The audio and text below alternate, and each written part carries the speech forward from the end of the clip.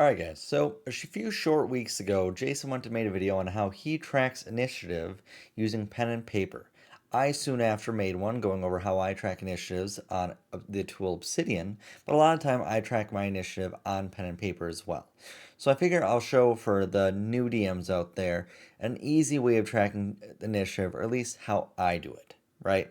So I'm just going to make it very simple and I'm going to use a pen and paper, just a little notebook here. I do have a pen, but I'm not going to use the pen because I feel like the writing's going to be a little bit small for the camera, so we're going to use a Sharpie today. So let's dive right into it. Sorry if I bump the camera here and make it a little shaky, but let's go into it. So we've got our pieces of paper right here, and we've got our Sharpie right here, right? So let's say that we've got 3 players. We'll say that we have Matt, we've got Jason, and we'll go with Alyssa, right? A lot of the time, I'll abbreviate my player names. So, for example, Matt can just be an M, Jason can just be a J, and Alyssa can just be an A, right?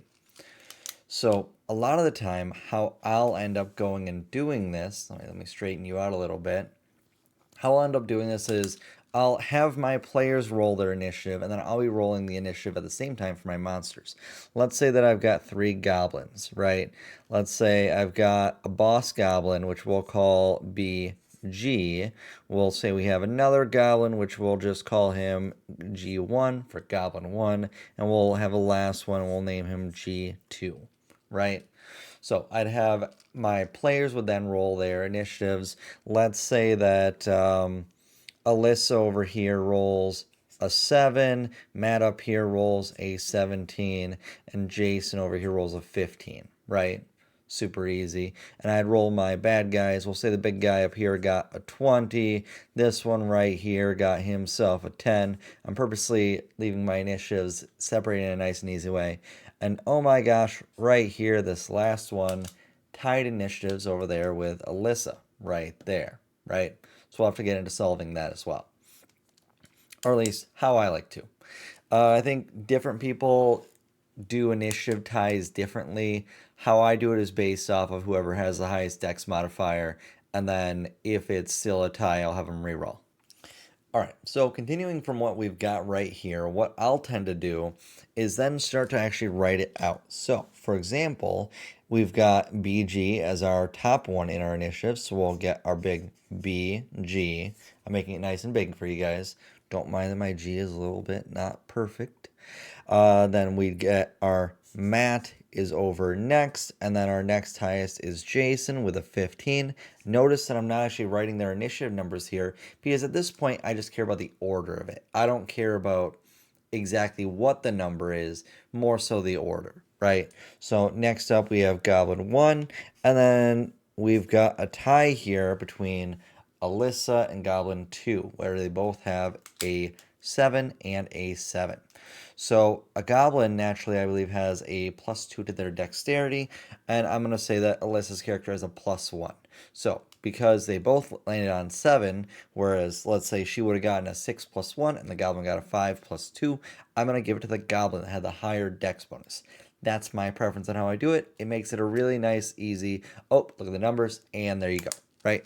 So we're going to put goblin 2 over here, and then we're going to put Alyssa last up in initiative, right? So how I would continue from here is I would then write the names, or sorry, the health to the right of them. So for example, let's say my goblins over here have 12 health each, right? So let's say they have 12 health each, and we'll say the big guy has 20.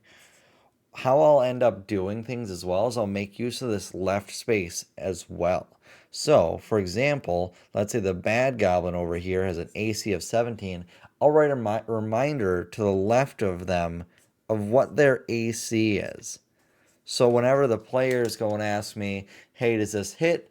I'm going to look just to the left and be, oh, yeah, a 15 hits. Or, sorry, a 14 doesn't hit, right?